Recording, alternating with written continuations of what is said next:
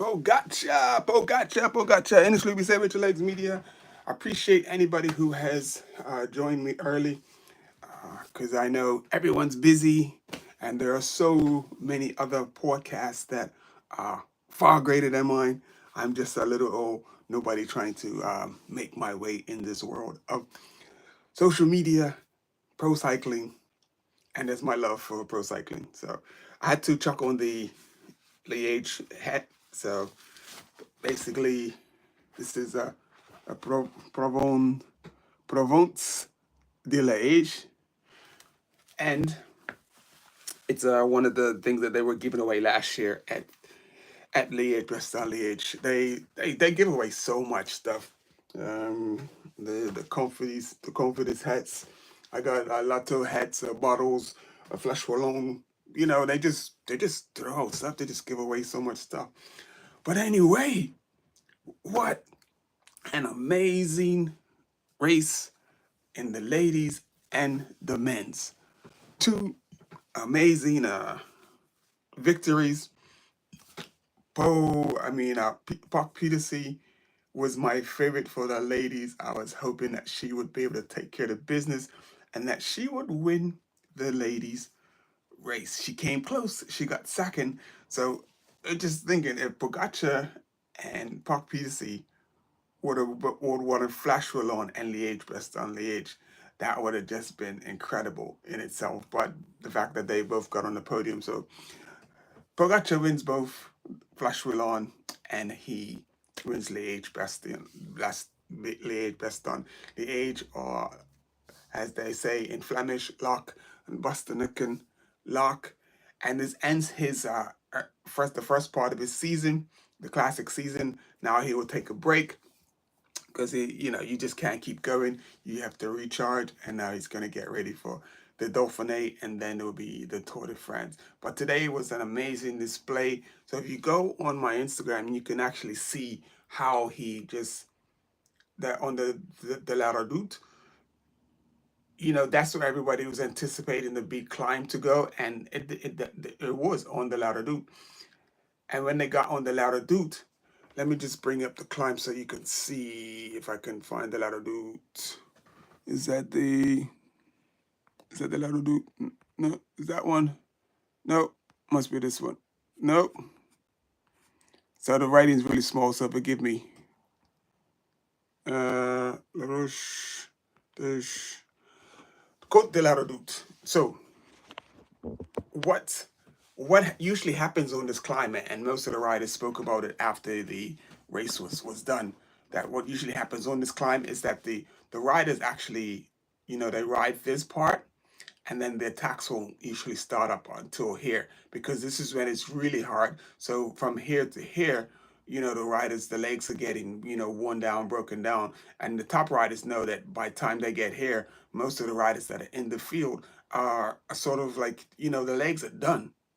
And, you put in that massive attack, lactic acid is just through the roof. And you can actually put quite a big gap in that little short space because it's so steep. I believe it's over 12% in some parts. It's really, really steep. And it's really tough, really sharp. And then they just make a sharp turn at the top of it and head downhill. So if you've got 10 to 12 seconds at the top of hill, when you hit that downhill, that gap's going to open up quickly. And if your legs, you've done everything to get over the climb, and there's a gap in between you, your legs, it's hard. So you're suffering trying to, you don't really want to chase. You want to sit on a wheel, and the last thing you want to do is chase. So that's why, the attacks usually don't happen to right here. But what Poggy did today, they were rolling up, and Poggy's guys were on the front. I think it was EF and Track on the front.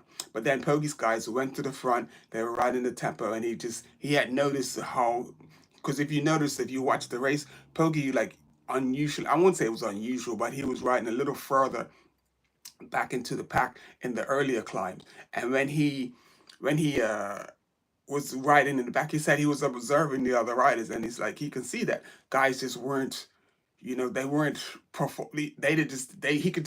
you can look and see how someone's feeling. And Remco was one of those people that he actually got dropped off he got dropped going up the ladder loop.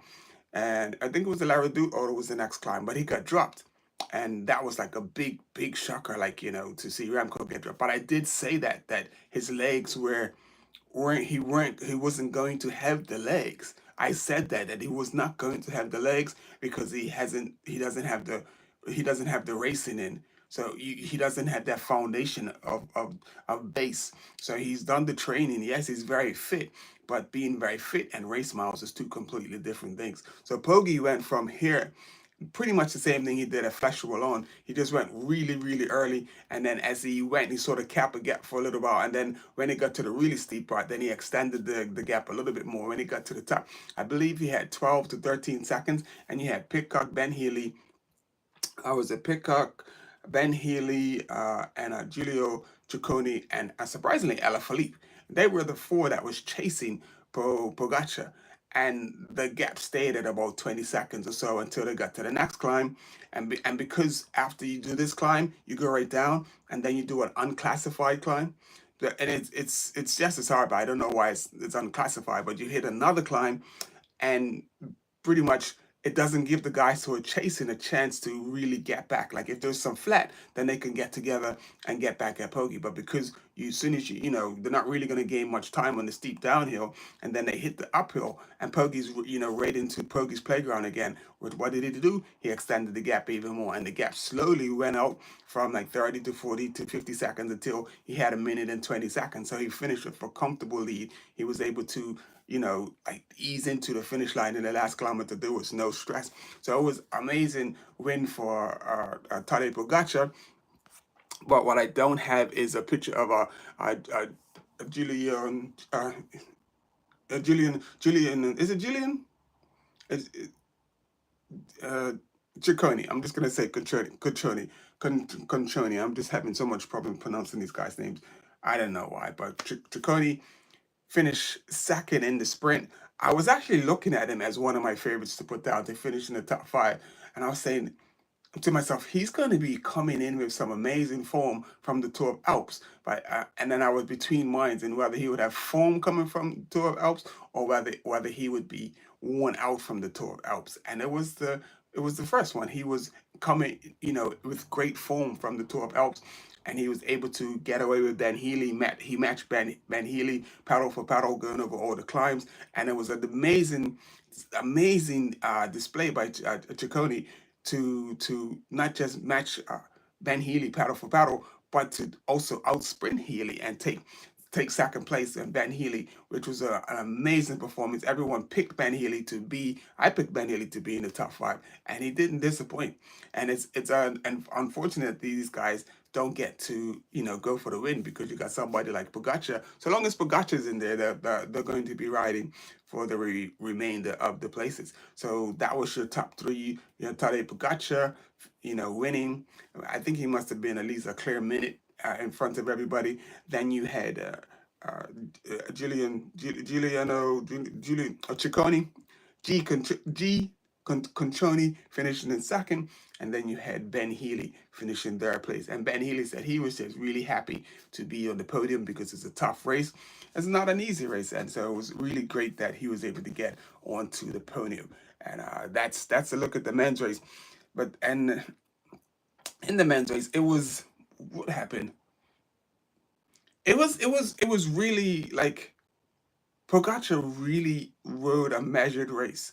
He didn't go beyond himself at any point in the race. He didn't go to the front. He didn't do any attacks. He just led his guys. And it's not Navarres.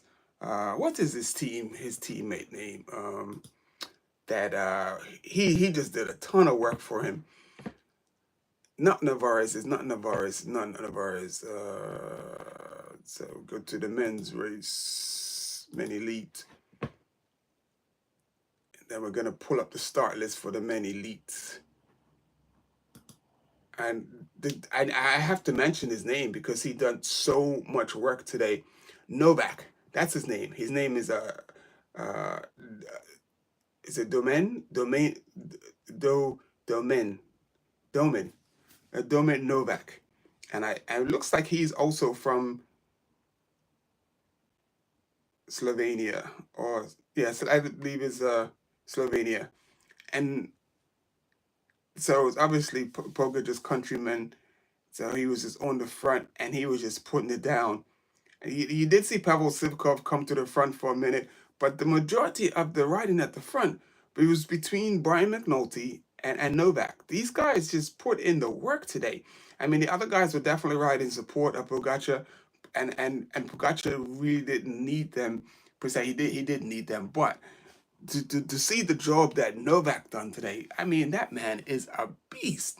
I mean, I'm just watching this guy. I'm like, he, if he's not a really good time trial rider, after what I saw today, I'm like on the front just riding like that, and then there was a point where Track Little went to the front, and then they like they tried to make it like they're riding hard and trying to put the pressure on, and you would no Novak had just done a hard turn on the flat and over one of the climbs, and then Track comes to the front and they sort of like push. And this is after the feed zone. After the feed, through the feed zone, it's like all the UAE guys sort of went to get their feeds to make sure they were eating. And that's when other riders took over. And it was like they weren't even concerned with being on the front. But when they did go, when the track did go to the front and Novak was sitting back, no, even the commentators were like, he's got to be done. He's got to be done. And Track was putting in there everything. Track was giving her everything. And when, when, it looked like Track was controlling stuff. Here comes Novak back to the front, and he did it several times. I mean, the man was a beast today. He was definitely the number one support for Tadej Pogacar today. Novak was definitely Tadej Pogacar's number one support. The way he rode was amazing. I need to see so you can see like the Liège up there. So yeah, Liège, baby. And then we go to her name is. Oh, I didn't change the name. I am so sorry. I forgot to change her name at the top. I just put in, it's not Tadej Pogacar. Apologies to, so what I might have to do is, do I have her picture? I believe I do have a picture without the, I'm pretty sure I do. There we go. So we have to do that because I forgot to put her name. And the name is Kimberly Lacorte. She is from Mauritius. She rides for AD. Let me get you the proper name. Women Elite, sorry. She rides for AD Sudal. And I need to give you the full name of the team. Oops, that's Liège. Why? Okay. Okay. So let's do that. So we can get her team. It's AG Insurance Sudal. AG Insurance Sudal team. That's the name of our team. Do I have? I believe I do have something from AG as well.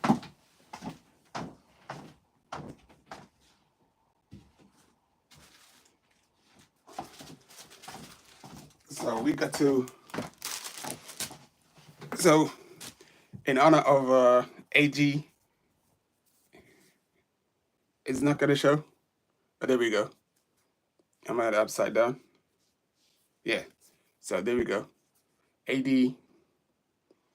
Is it AG Insurance Sudal team, and this is one of their sponsors, AG. So I'm rocking the Liège, and also got the AG. This is like the neck thing, covers to keep your face warm and dry and all of that stuff. But I got so much crap from last year. It's not funny, so I can't cover my logo. But there you go, say it with your legs. And yeah, and she basically, how did the ladies race go? So the ladies race pretty much went for La Redoute at the same place at La Redoute, and they didn't attack like Pogacar did. They just pretty much wore down. They wore each other down. They didn't really attack. They just wore each other down.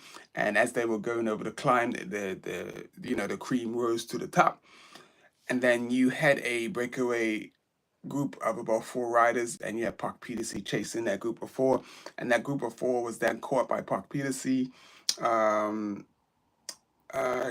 Lacorte, Demi Vollering, and then a young lady, Citrine Cabal.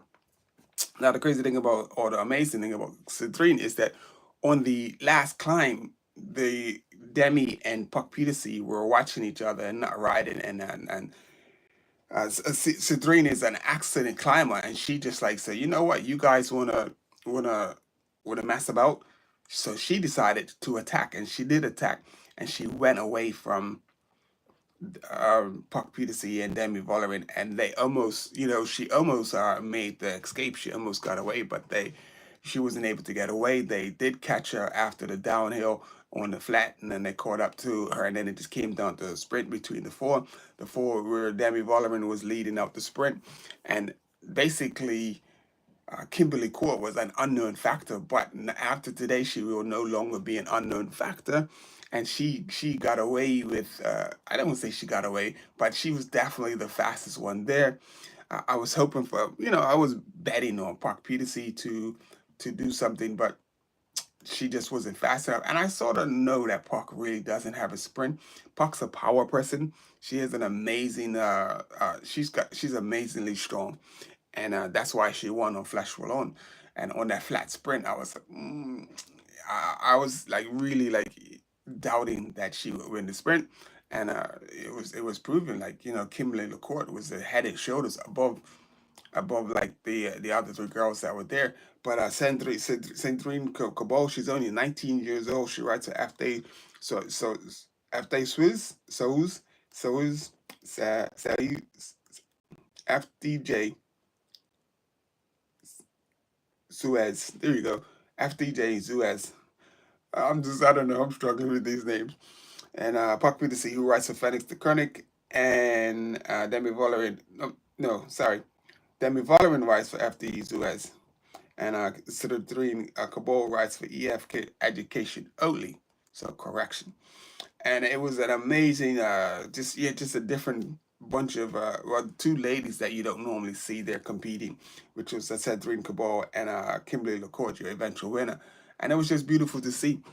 And I'm just so happy for the ladies. They had a fantastic race. It was immensely entertaining, and I look forward to the next race up. So I think they got the ladies Giro coming up, and then this just gonna be like, we're gonna be looking at the Tour of Turkey this week, and then we will just go from there. So that's about it. That's our Liège, Bastogne, Liège, Lock, Bastogne, Lock, and yeah, it was a really exciting, race to see and watch. And just go to my Instagram and just watch the way Poggy just rode away on the ladder loop. It wasn't even he didn't even put that like a massive attack that he normally puts in. He didn't have to. He just rode away. And it was beautiful to see. He just stayed seated, did not come out the seat, and he just applied the power and just climbed up the climb. So that was so beautiful to see.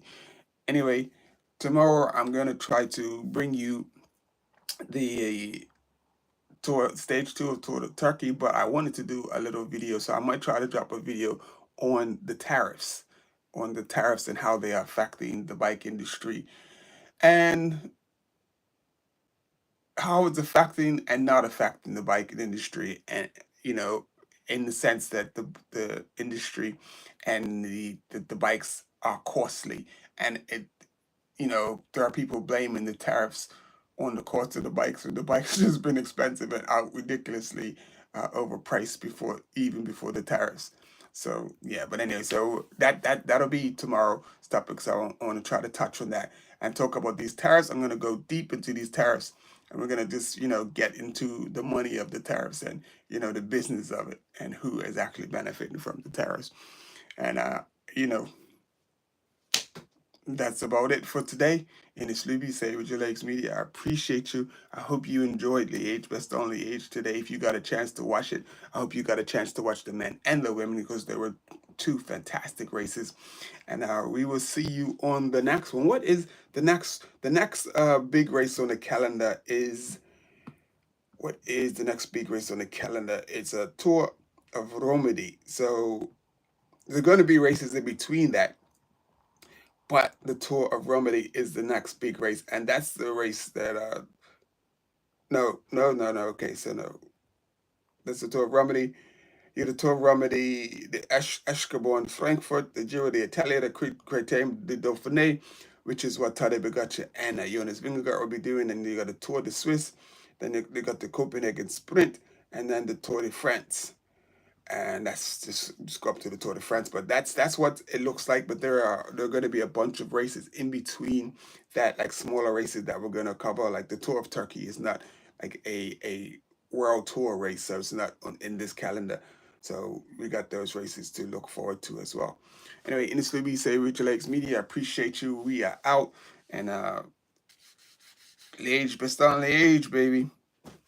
AG, this is for the young lady from Mauritius. This is for Kimberly, her team that won today.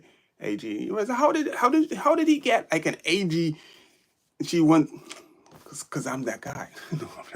But anyway, people, we'll talk to you soon. Appreciate you tuning in, and I appreciate you if you hit the like button. It helps the algorithm.